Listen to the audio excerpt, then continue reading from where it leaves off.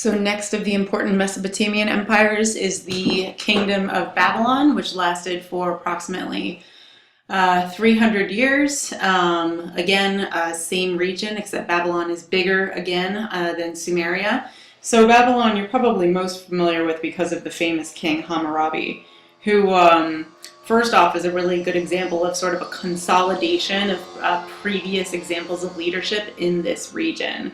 One of the things that previous kings in Sumeria, the Akkadian empires, just this general region in Mesopotamia, is that when their empire was at war, oftentimes the king would travel along with his army. Now, while this demonstrates obviously a lot of support for the military, this also makes ruling an empire very difficult because you're traveling all the time. So Hammurabi, first off, set himself apart by actually ruling from the city of Babylon instead of traveling with his army. So that's very important. Another thing that Hammurabi did for the Babylonian Empire was he reformed the tax system. Now again, this largely had military reasons. The Babylonians were strong because of their strong army, so ultimately he worked to impose new taxes to help pay for the army, and he also saw the original tax system before he came in and changed it. He saw it as corrupt. And one of the reasons why that was because traditionally the way that one collected taxes in these old kingdoms was to basically confiscate assets from other areas, particularly areas where they could not fight back. So a lot of times it was sort of a steal from the poor and give to the rich kind of idea. So basically Hammurabi worked to go against that and tax more evenly and equitably. So Hammurabi is also well known for, of course, his code of laws, or Hammurabi's code. It's a very, very strict code of laws. This is probably largely a review from earlier world history classes. It's also seen as Hammurabi's greatest achievement. And, of course, we can sort of support that idea just because, first off, it's an early example of writing, and secondly, so many other subsequent societies build upon Hammurabi's code. And then thirdly, although this is sort of an earlier example chronologically, you can see the connection between the previous eras because Hammurabi is taking earlier previous examples of laws that had already been established, and simply what he's doing is organizing them, trying to put them in a more logical and understandable order. And also he's attempting to reform certain punishments to, at least in his mind, make them more equitable. So let's zero in a little bit more on Hammurabi's code here. First off, the common notion of an eye for an eye, right? The idea that if you commit a crime, that the punishment should meet that crime. Now, traditionally, when we think of an eye for an eye, we think that the crime literally is exactly what the punishment is. The idea that if you were to take someone's eye, that you would therefore lose an eye, right? But it isn't quite that simple. So for example, it kind of depends on the nature of, first of all, who you are and who you are committing a crime against. Okay, so here's a perfect example. What if you were to steal a slave from somebody else? Okay, so my name is Jackie, and I am stealing a slave from another man named Joe. Okay, so what if I decide to kill that slave? Well, that sounds pretty bad, obviously. Well, okay, who am I committing the crime against? Against the slave or against Joe, the slave owner? Well, according to Hammurabi, you're actually committing the crime against the slave owner, not the slave. So if you were to steal, you might lose a hand, right, instead of actually lose your life. Because it doesn't really matter that you killed someone because that slave is below you socially. I know this sounds a little bit strange and maybe confusing, but ultimately the idea is really that eye for an eye paradigm only applies if you're committing a crime against someone who's similar in stature. Okay, so again, and also this is gendered in approach because of course Sumeria is a very patriarchal society. So if, the way that men and women are treated under the law is also not completely accurate. And one of the things that historians like to argue is the extent to which Hammurabi's code is just. Some people defend it by saying, first off, it's a really good example of the government actually taking concrete steps to protect its citizens. Okay, and also it's kind of seen as, in some ways, the birth of one of the earliest, I guess, not bills of rights per se, but one of the earliest protections of the rights of the citizens within this empire. But at the same time, can you argue that since these rights are not established equally across all social ranks, is this equitable? Is this just? Is it actually fair to go about killing someone because they killed someone else? We could go on and on. But of course, we see that there are biblical explanations for such laws, and of course, as time goes on, the sort of interpretation of different crimes and different laws, of course, gets so much more complex. But at the end of the day, the takeaway of Hammurabi's code is that we have, first off, a more codified system of laws. Secondly, it is written down, which is really huge. It definitely demonstrates the strength of the monarchy under Hammurabi's time. And I think we could go on, but one last thing is that Hammurabi's code was not necessarily always followed to the letter. At the end of a judicial proceeding, it was always decided by local judges, not the king. He was too busy, right? So Hammurabi's code was sort of a suggestion, and local judges used their own discretion for how to decide cases. Okay, so moving on to the next important Mesopotamian empire. This is the Hittite people. So the Hittites actually conquer the Babylonians in approximately 600 BCE. So Hammurabi dies and the Babylonians, at least Babylonians part 1, fall apart. So that actually demonstrates to us, scratch that, I was going to say something irrelevant. So you see that the Hittite Empire is quite sizable, but it does not actually comprise all of the former Babylonian and Akkadian empires, really only the western portions here. But it also is going to extend into what will eventually be Assyria, and also, of course, well into the Anatolian Peninsula or modern-day Turkey. So with that said, the Hittites were ancient Anatolian or Turkish people.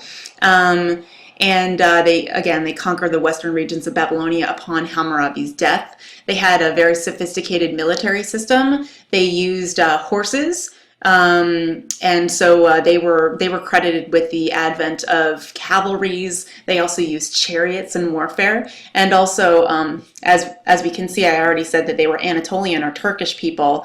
Their migration patterns also link back to European areas. So ultimately, it's just significant to see kind of how diverse the origins of people who end up in Mesopotamia actually are.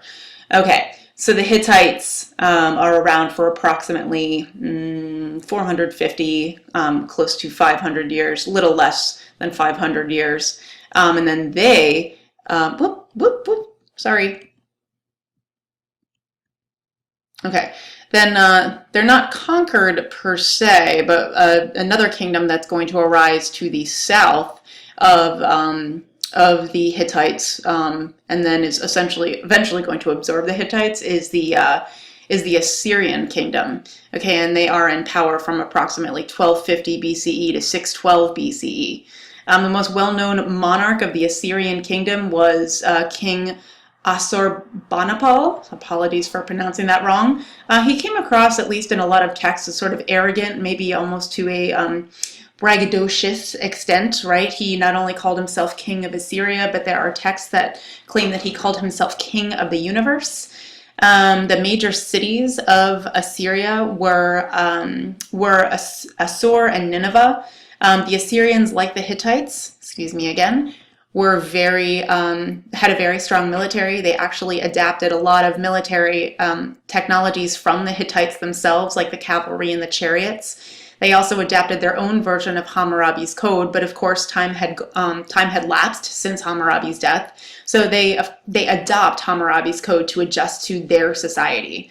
And like a lot of societies in Mesopotamia, the Assyrians essentially declined because a lot of outside societies, first of all, do not like them, do not like their role. They do not like the kind of arrogance that King Assurbanipal establishes in this region. And also, since they're a great military power, they develop a lot of enemies. So by 612 BCE, they're going to decline.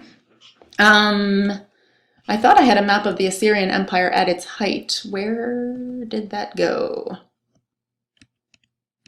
Okay, well, the Assyrian Empire, Assyria is essentially comprising the majority of Mesopotamia, at least in the common not common. I'm losing my words since I don't have the map I wanted in front of me. So, essentially, see where my cursor is? This is Assyria at its height, all right? So it's Sumer, but it's also the entire tributaries, the entire Tigris and Euphrates River valleys.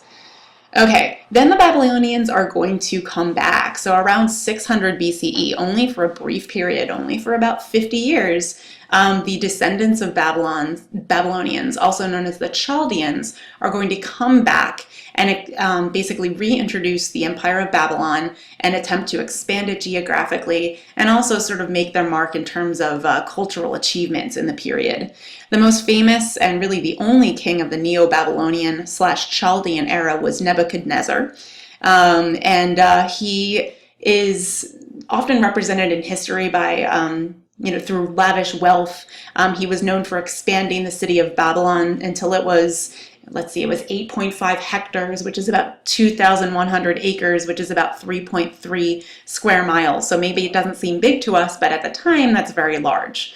Also, he spends quite a bit of money building up the defenses of Babylon, especially building up walls to defend the city. And also, the Hanging Gardens are produced under Nebuchadnezzar's reign. Essentially, one of his wives sort of missed the climate that she came from. She missed her homeland, and so he built the Hanging Gardens to kind of help satisfy her nostalgic urges. But it's also a really good demonstration of architecture and just cultural achievement at that period.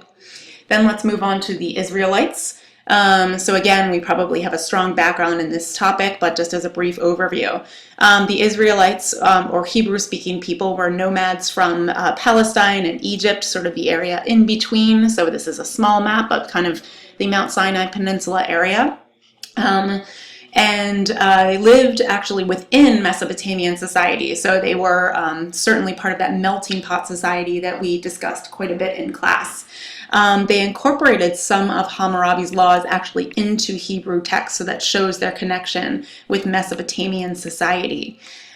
Moses, of course, the well-known figure from the from the Exodus story, that is, was thought to have migrated from Egypt to the present-day area of Israel, at that time known as the Kingdom of Palestine, in around 1300 BCE.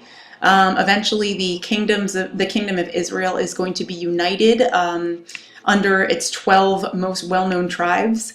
And essentially, the Kingdom of Egypt is going to be a really strong and multicultural place. It's comprised not only of Hebrew-speaking people, but also of Arabs, Mesopotamians, some Sumerians, etc. And we see that there are examples of intermarriage between the different cultures that lived in the Israelite kingdoms. And of course, they develop eventually as a monotheistic society. There is some debating historical analysis about when the Israelites actually became monotheistic or truly became what we now kind of know as the earliest evidence of Judaism, right?